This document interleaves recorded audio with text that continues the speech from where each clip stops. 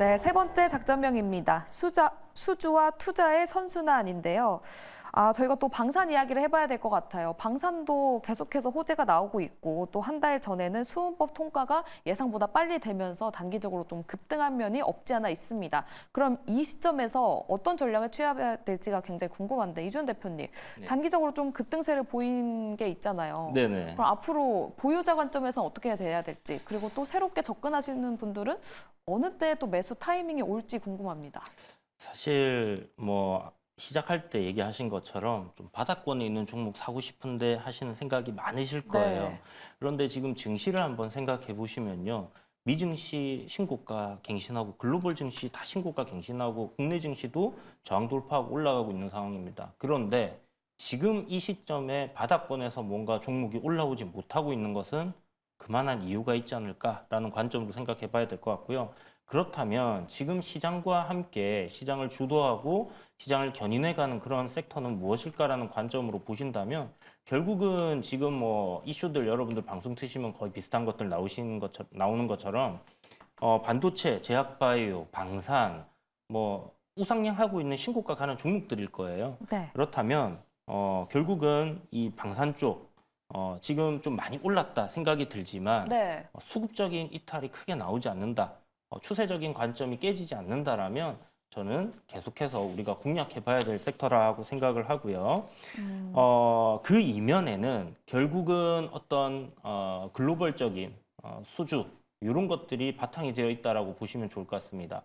러시아 우크라이나 전쟁이 이제 굉장히 이렇게 장기적으로 갈 거라고 누구도 예상치 못했을 텐데 지금 최근 뭐 우크라이나가 러시아의 반격을 또 강하게 했다 하면서 또 테러도 한번 일어났잖아요. 네, 지정학적 리스크가 고조되고 있죠, 네, 또. 그래서 뭐 이런저런 이유로 또 이스라엘과 팔레스타인의 문제도 있고요. 계속해서 이런 이슈들이 증가되고 있는 상황. 그리고 트럼프 대통령이 지금 지지율이 좀 앞서 있는 상황입니다. 맞아요. 네. 그러다 보니까 트럼프 대통령이 대통령이었을 때 전 대통령이죠. 네. 대통령 시절 때 나토에 우리가 뭐 방위비 너무 부담하는 거 아니야? 우리 빠지자 뭐 이런 얘기했었고 또 주한미군 관련해서도 그런 비용 부담에 대한 부분들 얘기하면서 여차하면 자기네들은 발을 뺄 수 있다라는 식의 제스처를 취했단 말이죠.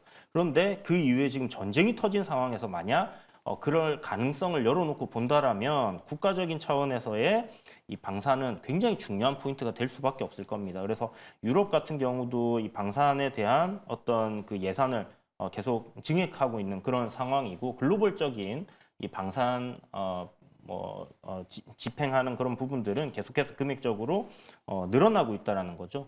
그 중심에는 대한민국의 방산이 있다라고 봐야 되는 부분이고요.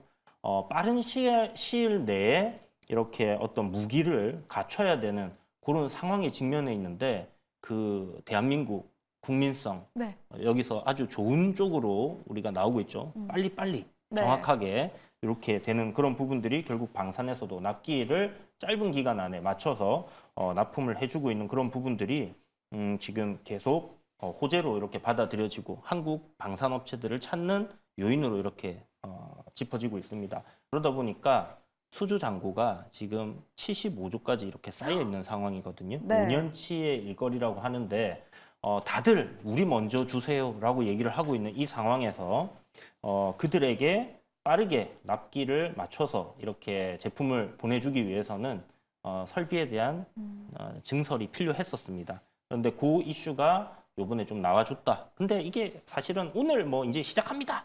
이랬던 게 아니라 기존에 이제 계획을 가지고 있었고 투자를 이미 진행하고 있었던 부분도 분명히 있었는데 아까 얘기하셨던 것처럼 올라가니까 나오는 거 아니에요? 라는 그런 식으로 좀 해석을 해볼 수도 있을 것 같아요. 그래서 네.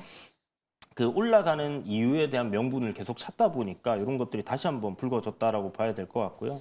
뭐 하나 에어로스페이스 같은 경우는 1,300억 규모의 설비 투자를 진행한다라고 하고요. 네. 현대로템도 지금 한 400억 정도 K2 그 생산을 좀 더 현대화시키는 좀 더 빠르게 더 만들 수 있는 그런 보완을 하기 위해서 투자를 하고 나섰고 한국항공우주 같은 경우도 이제 FA50이죠. 전투기들에 대한 부분 양산을 위해서 8,400억 정도 투자를 한다고 합니다. 그래서 이런 부분들이 계속 이제 이어지는 이유, 좀 전에 얘기 드렸다시피 수주가 있습니다. 그리고 최근에 정부에서 지금 진행되고 있는 거죠.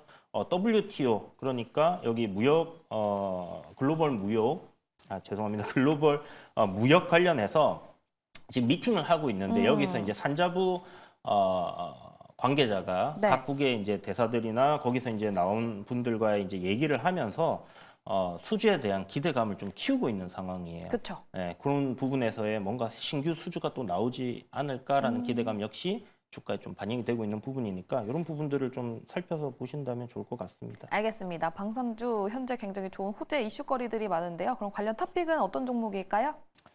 네, 일단 LIG 넥스원이라는 종목이고요.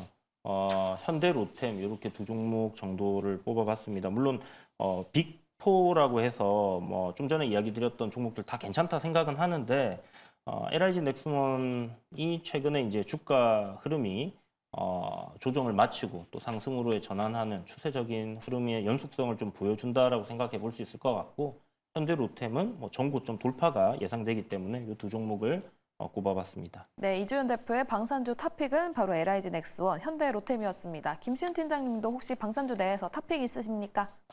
뭐 사람 보는 눈이 좀 비슷한 것 같아요. 아, 또 동일한가요? 네, 동일합니다. LIG 넥스원과 현대로템을 관심 있게 보고 있는데 앞서 이야기를 한 것처럼 전 방산 섹터 다 긍정적으로 보고 있긴 하나 최근 추세라든지 혹은 뭐 주가의 되돌림 현상을 봤을 때 그다음 하나에어로스페이스가 먼저 치고 올라갔다면 그다음 타자는 LIG 넥스원이 아닐까라고 보여지고 있습니다. 예쁘게 U자 그리면서 올라가려는 모습이 나와주고 있어서 차트적으로도 굉장히 예쁘다라고 보여지고 있고요.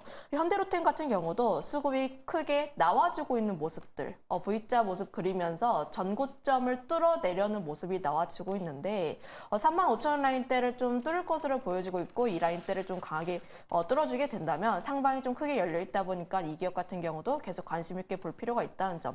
최근에 수급 주체가 계속 따라붙고 있습니다. 현대로템 외국인과 기관의 매수세가 최근 들어서 강하게 들어오고 있는 만큼 현대로템에 대한 상방은 조금 더 열려 있다 이렇게 판단을 하고 있습니다. 알겠습니다. 동일하게 또 LIG 넥스원, 현대 로템까지 이야기 들어봤습니다. 그럼 작전은 여기까지 세워보도록 하고요. 내일장으로 돌격해보도록 하겠습니다.